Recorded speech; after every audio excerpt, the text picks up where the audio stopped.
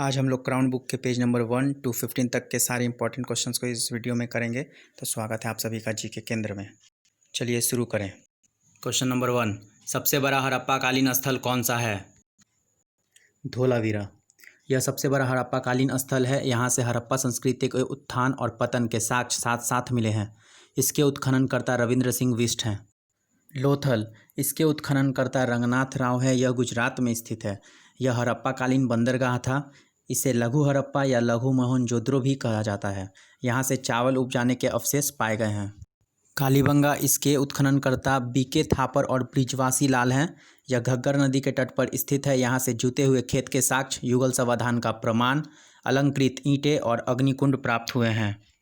और राखीगढ़ी, यह सिंधु सभ्यता का भारतीय क्षेत्रों में धोलावीरा के बाद दूसरा सबसे बड़ा नगर है। यह हरियाणा में स्थित है। नेक्स्ट, हड़प्पाकालीन लोगों ने नगरों में घरों के विन्यास के लिए कौन सी पद्धति अपनाई? आंसर बी, ग्रिड पद्धति।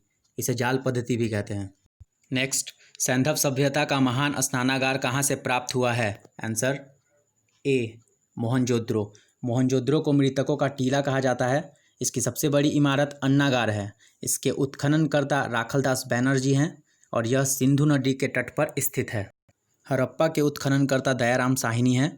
यह रावी नदी पर स्थित है और स्वास्तिक चिन्ह हड़प्पा से प्राप्त हुआ है।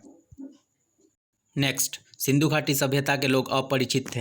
आंसर बी, लोहा। सिंधु घाटी सभ्यता की सर्वमान्य तिथि 2350 ईसा पूर्व से 1750 ईसा पूर्व मानी गई है। यह भारत की प्रथम नगरीय सभ्यता थी। नेक्स्ट, एकमात्र हड़प्पाकालीन स्थल जिसके दरवाजे मुख्य सड़क की ओर खुलते थे।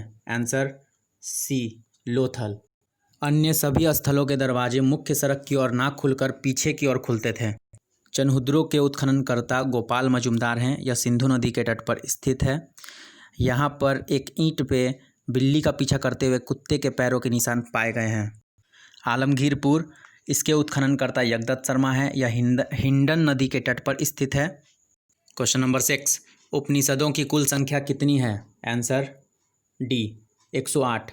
वेदों की संख्या 4 है, वेदांग की संख्या 6 और पुराण या महापुराण की संख्या 18 है। नेक्स्ट, कन्या के जन्म की निंदा किस वेद में की गई है? Answer C, Atharvaveda.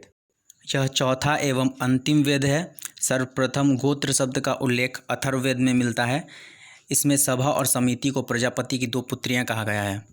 ऋग्वेद में कुल 10 मंडल हैं, 1028 सूक्त और 10,462 ऋचाएँ हैं। ऋग्वेद के तीसरे मंडल में गायत्री मंत्र का उल्लेख है, जिसकी रचना विश्वामित्र ने की। ऋग्वेद में यमुना नदी का उल्लेख 3 बार एवं गंगा का उल्लेख 1 बार हुआ है। यजुर्वेद को गद और पद वाला वेद कहते हैं। इसके पुरोहित को अर्धवयु कहते हैं। सामवेद से ही सर्वप्रथम स्वरों की जानकारी, 7 स्वरों की जानकारी प्राप्त होती है, इसलिए इसे भारतीय संगीत का जनक माना जाता है। क्वेश्चन नंबर 8, देवता सोम का उल्लेख ऋग्वेद के किस मंडल में है? Answer C, 9। तीसरे मंडल में गायत्री मंत्र का उल्लेख है।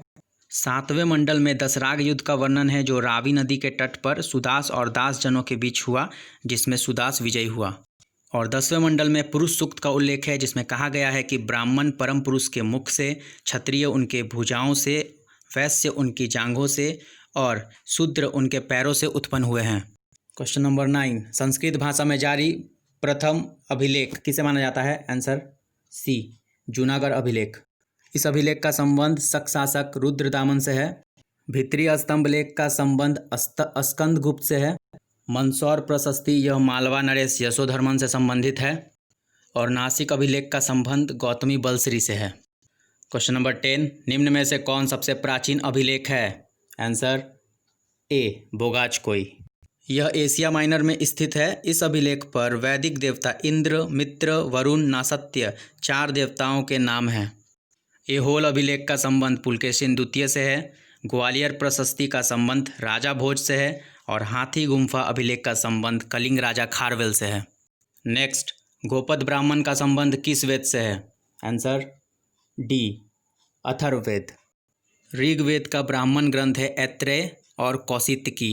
शतपथ ब्राह्मण का संबंध यजुर्वेद से है। सामवेद का ब्राह्मण ग्रंथ पंचविश है। ऋग्वेद का उपवेद आयुर्वेद है।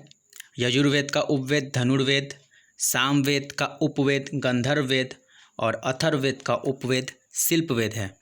तो आज का यह वीडियो यहीं एंड होता है। नेक्स्ट वीडियो में हम लोग पेज नंबर 16 to 30 तक के इम्पॉर्टेंट MCQs को करेंगे। तब तक के लिए गुड बाय।